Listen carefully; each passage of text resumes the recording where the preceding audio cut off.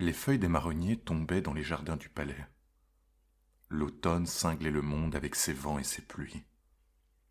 Les montagnes étaient couvertes de brume, et les nuages touchaient les croix au sommet des grandes tours. Les cloches sonnaient. La princesse Véronica était assise à la fenêtre et observait avec une grande tristesse les feuilles jaunies qui voltigeaient. Le chagrin était dans son cœur, le plus grand des chagrins qu'il puisse y avoir pour une jeune fille. L'amour.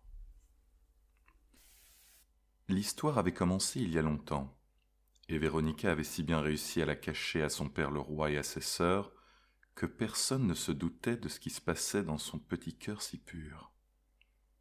1 an plus tôt, le roi Bourcouche et ses séduisants fils avaient été invités au château des Cygnes. Ils mangèrent bien, burent avec gaieté, et dansèrent avec les belles princesses au son de la musique jusqu'à la nuit tombée. Seul le plus jeune, le prince Bensay, qui avait les yeux bleus et la taille fine, ne dansa pas avec elle. Il s'assit dans les jardins du palais et se promena au bord du lac en regardant les 40 poissons rouges. « Viendrais-tu avec moi si je t'invitais à danser ?»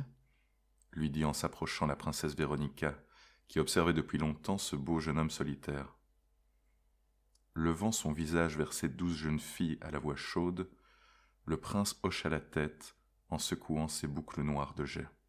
« J'irai volontiers, belle princesse, mais je ne le peux pas, car je n'ai pas ma place parmi ces gens joyeux. » La princesse fut surprise de voir tant de chagrin. « Pourrais-tu me dire ce que tu as sur le cœur ?» demanda Véronica en posant sa main sur l'épaule du jeune homme. Le prince Bensay ne répondit pas, mais porta sa main à sa poitrine, en sortit une rose rouge vif et la tendit à la princesse. « Si je ne suis pas revenu dans 1 an, jette cette rose dans le lac. Si je ne suis plus en vie, l'eau engloutira tout de suite la fleur. Mais si je vis encore, la rose remontera à la surface à chaque pleine lune. Parle-lui, elle répondra à toutes tes questions. » Sur ce, le jeune homme enfourcha son cheval noir avec une tache blanche sur le front et fila au clair de lune en direction des montagnes lointaines. Véronica mit la rose rouge vive dans un vase et y versa de l'eau fraîche tous les jours. La rose trônait sur la table, magnifique, sans se faner. L'année passa, et Véronica s'asseyait à la fenêtre tous les matins, en observant attentivement le portail. Mais le prince Bensay et son destrier ne le franchissaient jamais. 1 an exactement après la visite du roi Bourcouche, Habakkuk invita à nouveau des hôtes au château des Cygnes. Il y avait des hussards, des princes, des rois, des satrapes et des pachas, des maharajas et des sultans, toutes sortes de personnes nobles. Des flaques de vin se formaient sous les tables, et même les chiens errants mangeaient des cuisse-doigts. Des jeunes hommes au visage rouge dansaient avec les filles, et le plancher était prêt à s'effondrer sous leurs bottes vernies et leurs souliers brillants. Quand personne ne put la voir, la princesse Véronica se rendit dans le jardin et jeta dans le lac la rose que le prince lui avait offerte. La fleur rouge vif fut aussitôt engloutie, entraînée vers le fond par les remous. Véronica se mit à pleurer. Ses larmes tombèrent dans le lac, et des poissons rouges vinrent récupérer chacune d'elles pour les porter jusqu'au palais du roi des poissons. Ils rassemblèrent ensuite le chagrin de Véronica dans un bol en argent qu'ils lui servirent à dîner. À la pleine lune, Véronica se rendit à nouveau au lac et fut stupéfaite de voir la rose dresser sa tête rouge au-dessus de l'eau. « Dis-moi, petite fleur, mon promis, le prince Bensay, est-il vivant ?»« Il n'est ni vivant, ni mort, » dit la rose. La princesse se réjouit, demanda plus de détails, et la rose lui répondit « Il vivra tant qu'il pourra t'attendre, et mourra si personne ne vient. » Confuse, Véronica regarda la rose s'enfoncer dans les profondeurs. À la pleine lune suivante, Véronica s'assit à nouveau sur la rive du lac des larmes. L'eau se mit à bouillonner, et la rose rouge vif remonta à la surface. Dis-moi, petite fleur, mon promis, le prince Bensay, est-il vivant ? Il est vivant, mais à peine, et il mourra bientôt, car il perd l'espoir de te revoir un jour. Confuse, Véronica regarda la rose s'enfoncer dans les profondeurs. À la 3e pleine lune, Véronica s'assit au bord du lac, dans le jardin du palais royal. La rose surgit des flots, mais ses pétales étaient flétris et pâles. Elle n'entendit pas la question et ne prononça que ces mots avant de retomber dans les profondeurs. « Le pauvre prince Bensay va finir comme moi. » Le cœur de Véronica se durcit. Elle se leva, enfourcha son cheval blanc au fer doré et quitta le palais sans attendre. Ils galopèrent à travers les roseaux bruissants et les bois immenses, traversant rivières et montagnes. Quand ils étaient épuisés, ils se reposaient parmi les fleurs des prairies. Un jour, ils arrivèrent au pays noir.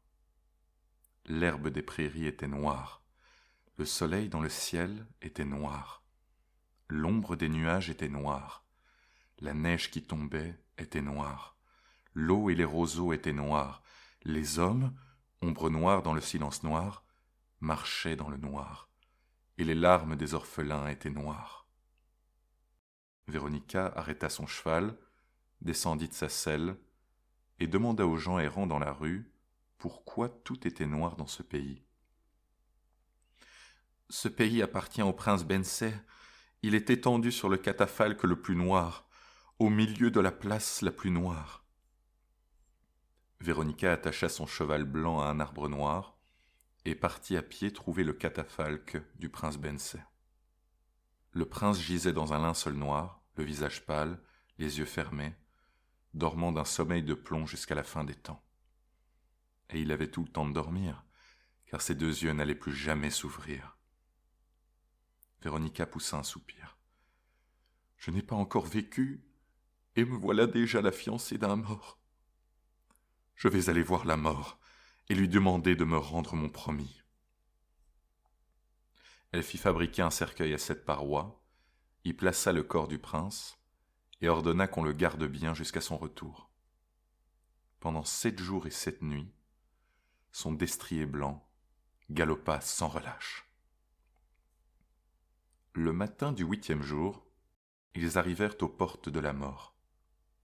Un grand serpent gris apparut dans l'obscurité humide. « Aucun mortel ne peut franchir les frontières de ce royaume, » dit-il en se dressant devant Véronica. La princesse s'assombrit et s'assit sur la rive du petit lac qui se trouvait devant la porte. Alors qu'elle se morfondait sur son sort, une tête couronnée sortit de l'eau. C'était le roi des poissons, en personne. Il dit à la princesse : « Tu m'as nourri de tes larmes. Je veux maintenant t'aider pour te remercier de ce festin. Tu vois ces 3 roseaux sur la rive ? Casse-les, mais n'aie pas peur s'ils se mettent à crier. Les 3 grands-mères du diable vivent dans ces 3 roseaux. Jette le rouge dans le feu, laisse tomber le blanc dans l'eau, mais fais très attention au vert, car c'est celui où habite la gardienne de la mort. Le diable fera tout ce que tu lui demanderas pour le récupérer. »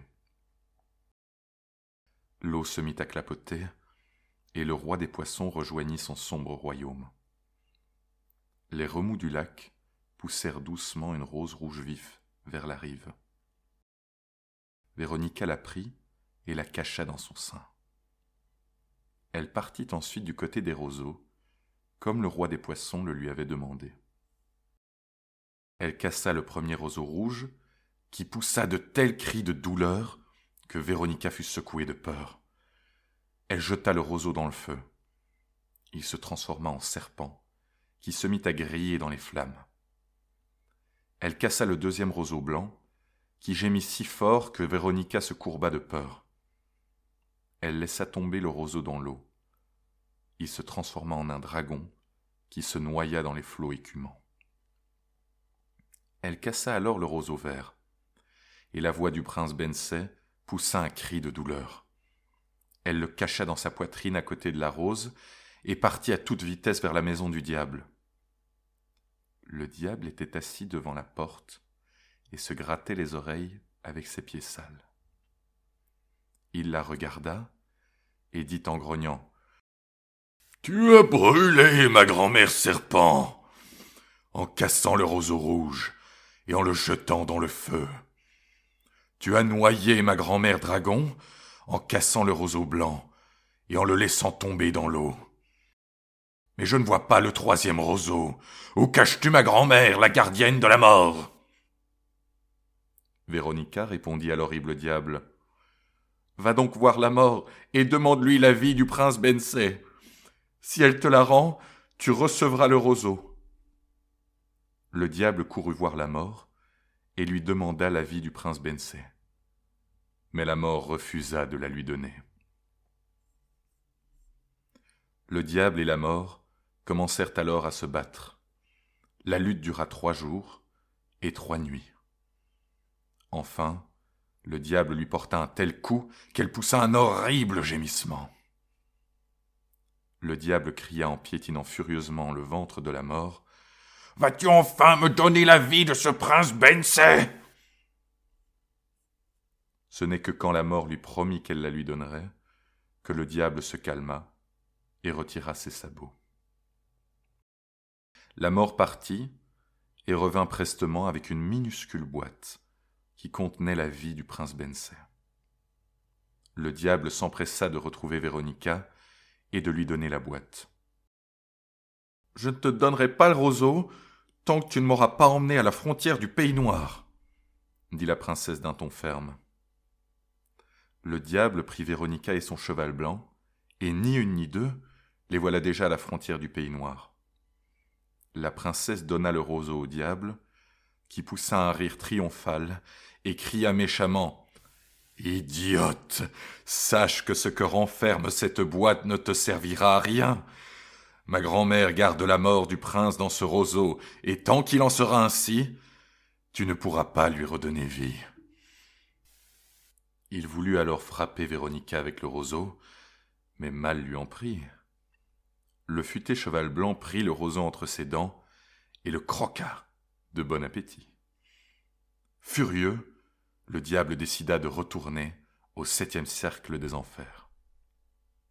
Véronica rit, courut avec la boîte jusqu'au catafalque noir et ouvrit prestement le cercueil à 7 parois. Elle fit glisser le couvercle de la boîte. Une grenouille rouge se trouvait à l'intérieur. « Que vais-je faire de toi, vilain petit crapaud rouge ?» demanda la princesse dépitée. « Mets-le sur mon cœur, » lui murmura alors doucement le prince Bensay. Véronica prit la grenouille et la mit sur le cœur du prince mort. Ses yeux s'ouvrirent, puis la grenouille se transforma en un beau sang rouge qui se remit à couler dans le corps du jeune homme. Et la vie qui se répandait dans le corps du prince Bensay se répandait en même temps dans tout le pays noir. Les toits devinrent rouges, les rivières devinrent bleues, les bois et les prairies devinrent verts, les champs devinrent bruns, les pierres devinrent grises, les murs des maisons devinrent blancs, les cloches devinrent d'argent. Et quand tout cela fut fait, le soleil d'or se mit à briller dans le ciel bleu. « Mon doux promis, révèle-moi ton secret à présent, » l'adjura Véronica. « Je ne peux pas vous raconter ce que Bensay lui dit, car il parlait si doucement que je ne pouvais pas l'entendre. Peut-être était-ce l'histoire d'un prince imprudent qui, assis au bord d'un fossé, avait misé sa vie en jouant aux dés avec le diable. C'est bien possible, car tout peut arriver à un jeune homme. Une chose est sûre, une fois qu'il eut terminé son histoire, Véronica se jeta au cou de Bensay si amoureusement que même ceux qui ne la regardaient pas rougirent. Je m'arrêterai ici, puisque vous pouvez deviner la suite. Au mariage, j'étais assis entre 2 joyeux lurons, et j'ai dû y chanter au moins 100 chansons. Pendant des jours, j'ai contemplé les milliers de roses rouges vifs qui recouvraient le palais. Mais peut-être y en avait-il encore plus que cela.